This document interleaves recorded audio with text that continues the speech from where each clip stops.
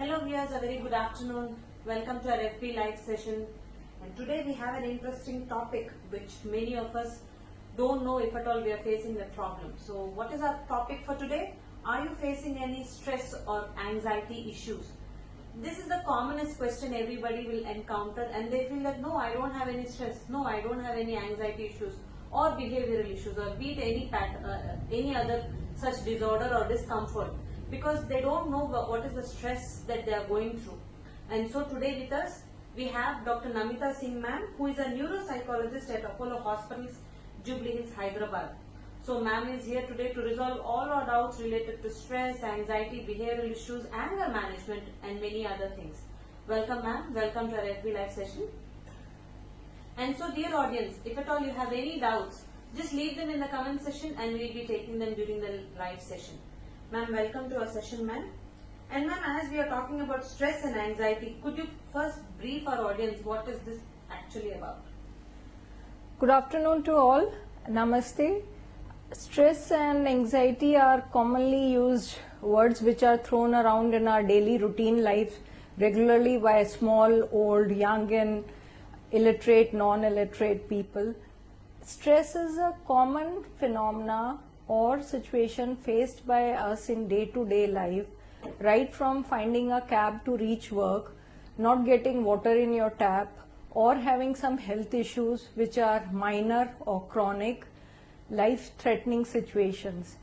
The ability to deal with them depends on our capacity, how we have been trained, how we understand stress and how we are able to cope around it.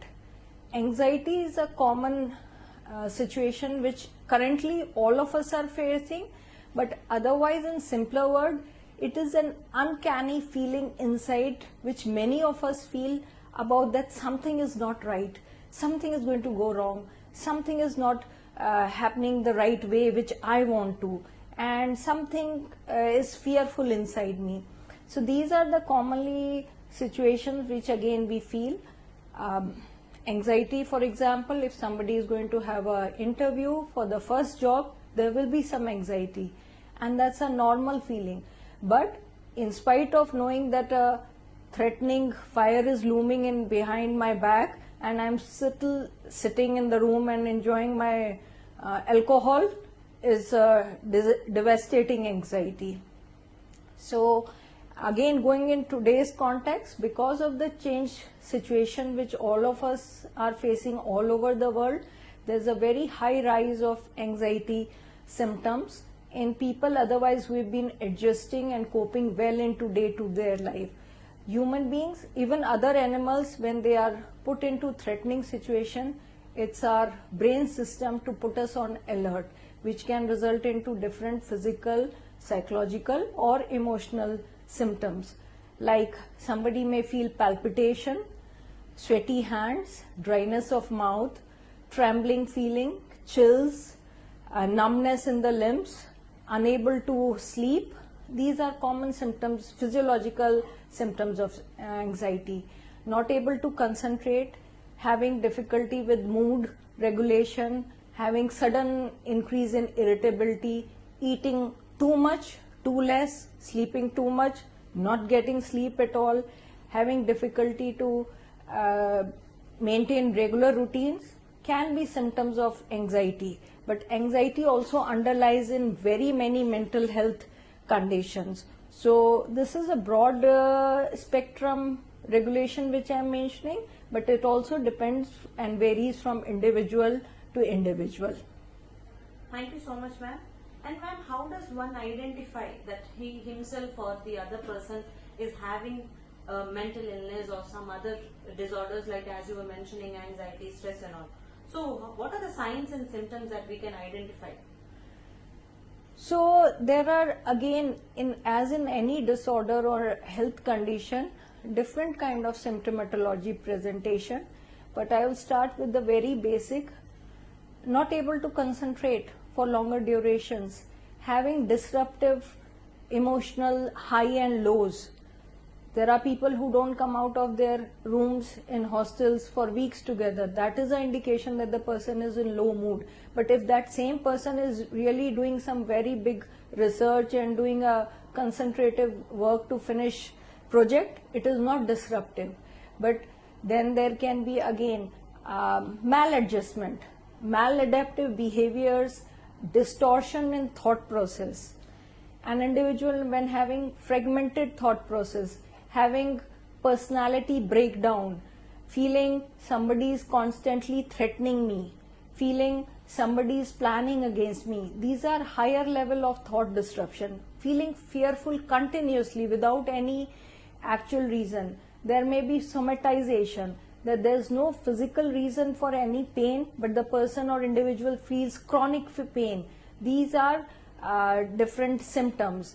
Again, as I said, having anger outburst to a level where a person loses his or her self-identity, having violence behavior continuously, having antisocial thoughts around him or her, or behaving in disruptive behavior. These can be symptoms at times. Then again, there are mood disorders. There are individuals we see in our families, social circle, who keep on thinking about himself or herself in a very high mode, as if they rule the world or they can achieve anything in this world. And that high feeling by general people is just given away with the thought that he or she is always on the go, is always in the high mode of achieving things. But actual achievement, actual planning, actual impact of the work is seen in a very broken fashion in these kind of individuals, and that we call as a manic phase of a mood disorder. So there can be very many symptoms. As I said, in small children, they are not really able to verbalize their problems. But if you see a child, I'm talking about say age group 8 to 10, and is having a depressive mood, he or she may just not want to play with friends. He or she may just be angry and irritable. He or she may just start bedwetting. These are small symptoms which look into the terms of having issues with the mental health of an individual. Thank you so much, ma'am. Ma'am, we have a question from an audience, but let me put it in a generic way. So he has undergone a surgery recently, and you know the trauma and the stress that he and the families undergo. So how do I recover from that quickly? What is the question? Trying to maintain a small routine around the recovery phase, following the clinician, doctor, surgeon's instruction to the ability of T, and having a system around where he or she is equipped to understand the reasons for what needs to be done around the recovery phase. As is mentioned earlier, illness, injuries, accidental situations can occur in everybody or anybody's life. The importance is how much resilience, how much self-regulation, and how much emotional balance we have. That are the core factors in deciding our well-being in the long term. Thank you so much, ma'am. And ma'am, as you were mentioning earlier also, in this recent times, this COVID pandemic time, so what are the main type of mental challenges that we Indians are facing at this time? Because we Indians are emotionally more attached.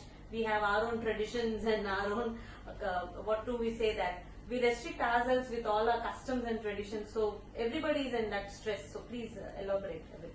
Yeah, that's a very good point you have mentioned. I would start by saying that human beings are creatures of habit, and sometimes our habit becomes our bondage because situation demands certain new rules to be implemented strictly and very systematically. Many individuals are not able to take that change. But as a mental health professional, I would like to say that by accepting the situation, following the rules of basic social distancing, hand sanitization, covering your face and nose with proper mask, are the new normal of today's life. in terms of challenges, if we don't want to adapt and adopt to these situation and demands, we will doom ourselves into some disastrous situations.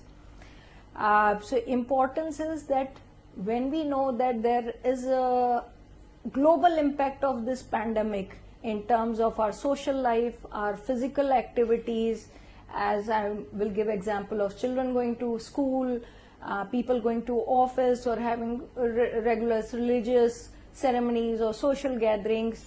If we don't accept this change, we are causing a dissonance, a discomfort in our internal dialogue, which most of us have through the day. But if we accept that this is a change phenomena for our better survival as a human race, it will help us to come out of the challenge, not see it as a disaster or as a very big life-threatening situation, but our acceptance will become more. As you mentioned, rituals, religious ceremonies or certain customs we follow through it. I would give an example that human life has survived billions of years of evolution and different stages of coming out of Stone Age to Ice Age because we have been able to adapt and change. And intelligence and being genius is not about getting high marks or holding big positions in offices and places. It is about having the ability to adapt and accept. So here I would just like to mention 3 A's: accept, adapt and adjust. If any human being follows this in a normal day-to-day routine, there will be better chance of overcoming the different challenges which individual face. I would also like to mention that because there was a period of heavy lockdown and people's life were disrupted, we as mental health professionals saw a lot of increase in domestic violence. We saw a lot of excessive use of electronic gadgets by young, old, everybody. Now these are 2 examples I'm using which are unhealthy in the long term. Yes, children need to study online, but parents need to also regulate their screen times, because as young brains, they are not fully able to distinguish entertainment, addiction and work. So if we don't put those boundaries for our children and youngsters, there will be a surge in a brain chemical which leads to addictive behavior of watching content on any of the gadgets continuously. I've had cases where children are sitting with the screens initially in the morning time for studies for 6 hours, 5 hours, and then they are watching series of any entertainment through media for 5-6 hours, which results into an overload of information on the brain. This applies to adults also. And as I mentioned, there is a brain chemical called dopamine, which gives us pleasure sensation, and that's why even very many adults are not able to stop watching one Netflix series or any other content after 1 or 2 episodes. I have patients who say we can't sleep, and then the complaint is that because I want to watch all of the series in one season or one go. So these things can be at times problematic. As I mentioned, the important aspect of domestic violence. There are a lot of people who are able to channelize their restlessness or their own negative emotions by just being out and about. But when there are restrictions and changes required, as of staying in the lockdown situation, which we were a few months ago, people found it hard to accept the small area to survive and interact, and that caused again a lot of emotional dysregulation and mood behavioral outburst in individuals. Thank you so much, ma'am. As you were mentioning vaguely about because of they have an intention of watching TVs, televisions, or whatever might be the reasons. So, are there any specific causes for these mental health issues or imbalances? So I would put it in 2 aspects. There are individual causes, and then there are the broad spectrum causes. At individual, it is the interplay of genes, epigenetics, brain insult, toxicity in the brain, early age trauma in terms of if there is a parental discord, a child may feel insecure, which can lead to constant feeling of worry and threaten, which can result into one or the other mental illness, as simple as anxiety. There can be also lot of mothers who are malnourished. They result into having children who have basic deficits. There can be, as I said, early age trauma. There can be toxicity in the environment.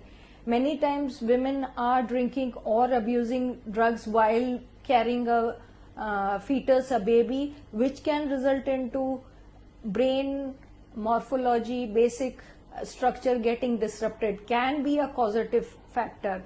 Coming on to the external cues, environment, social systems, our reaction, our education level, our poverty, these can be again major causes. And as in all health condition, there's no one specific reason which can cause any disruption or disorder or mental illness, but it is a multiphasic level, multidimensional. If there is an individual who has had a bad childhood, as in terms of discord and violence between the parents, but he or she is in the later life given supportive psychological therapy, given a good environment, a positive attitude, given basic problem solving skills, he or she can come out of that trauma and have a healthy individual life and be a good human being in himself or herself.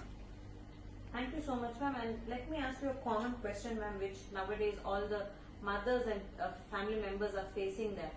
So, as you were mentioning, the screen time of children, because there are even many cases wherein when the parents are saying the children not to watch for too many hours, we have seen some children committing suicides and they're breaking their heads and not at all eating for many days and all. So, how do we make children understand this and how do we take them out of this screen time, ma'am? Because that is an what do we say, that is an endless task which all the mothers and fathers are facing. How do we do that? Please suggest some tips for us. So, children come with the blueprint of basic survival. All of us are born. That's the ability in our genes. But the environment which we bring them up depends on how much they will understand, respect, and follow the boundaries which we set for him. I'll use an example. A lot of time mothers come and say that my child doesn't listen to me. He has to watch n number of cartoons before eating his lunch or that. And I ask, okay, what time was he or she exposed to a mobile screen or a laptop or iPad?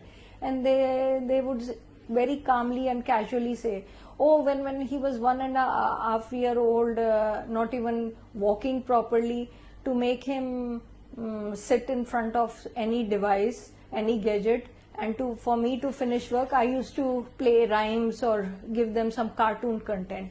So again, the mother needs to do her other household responsibility chores, but that was a very early stage where the addiction had already started. What I mentioned previously, the chemicals and the neural pathways had started to change. So now coming back to, if they are already addicted and they are already dependent on gadgets, it is not an instant no or trying to be violent around the children or being verbally abusive to them. It is a gradual process of engaging them in their different activities which all involve creativity, which involve playful representation of time, which involves in some high household chores, and getting them slowly using the screen or content as a small measure of entertainment, not as a time pass recreational activity. So if we start to differentiate that, we will have a better growth and development for our children. It starts with small segment of time off from the screen, but also substituting with an equally attractive and creative activity for the child. That can be a start of the situation. All this also depends on the age factor of the child and the general environment. If there are 10 people just sitting and watching TV as adults or using their devices on the dining table, the child is no way going to leave his iPad or his screen time, because he has the role model ki everybody is doing the same behavior. So I simply say that please don't carry your devices on the dining table, don't have your laptops or TVs in the bedroom, because that's where the addiction and the independence conflict starts between children and the parents or adults in the family. Thank you so much, ma'am. And ma'am, we have one more question, ma'am. So many people might be also having the same question. When do we go and consult a specialist or a doctor if at all we are having these issues? So we don't identify ourselves, and if somebody says that you are having stress issue or anxiety issue, the person might not be in a position to agree saying that yes, I do have. But how do they understand, and how do others take them to a doctor or a specialist? So in terms of the individual, I would again break this down in terms of the kind of mental health issues the individual is facing, or the family members or near dear ones are finding certain challenges around with the individual. There are some psychotic disorders where the reality contact is lost by the individual. So I'll just give an example. If a person is feeling too much of persecution delusions, that somebody is out to kill me, somebody is about to harm me, or there are spies, or there are cameras hidden in the personal house, or there is a plan against me or somebody else to sabotage certain things. These are extreme kind of thoughts which are irrational and do not have any reality contact. In this kind of scenario, an individual may not have the coherence, may not have the understanding to really reach out for a professional help. There are people who stay in rooms, don't eat from any other family members, they don't take care of personal hygiene, simple as brushing, showering, or sleeping on time. These extreme kind of behaviors, the family members or the co-workers need to be able to disintegrate from them in a very calm and polite way and seek professional help. Usually I advise, if there are extreme of violence, sudden outrage, this can also happen that when somebody is addicted to a substance. It can be as simple as weed, marijuana to heroin and cocaine. This can also cause violent behavior. That time a medical professional help is the immediate need. Other condition, as I mentioned early on, uncanny feeling of restlessness, children having difficulty with their curriculum, their academics, not able to follow language related subjects, not able to do basic maths, can also be an indication for learning disabilities. So instead of parents and tutors or teachers trying to push that this child is lazy and doesn't want to work, it is good to get him or her tested through a cognitive test and then identify the problem and then deal with it. So depends on that. Again, if somebody is having too much of shopping spree to ward away the feeling of emptiness, it is the indication that person is not feeling good. There are people who go and spend 50,000 rupees without having really a bank balance and not really realizing what they are doing to their emotion. Feeling very low, suicidal, immediate medical help, professional help is required. So depending on the situation, I always say there has to be an approach in an amicable way. In our society and all across the world, there's a lot of stigma around reaching for a mental health professional approach.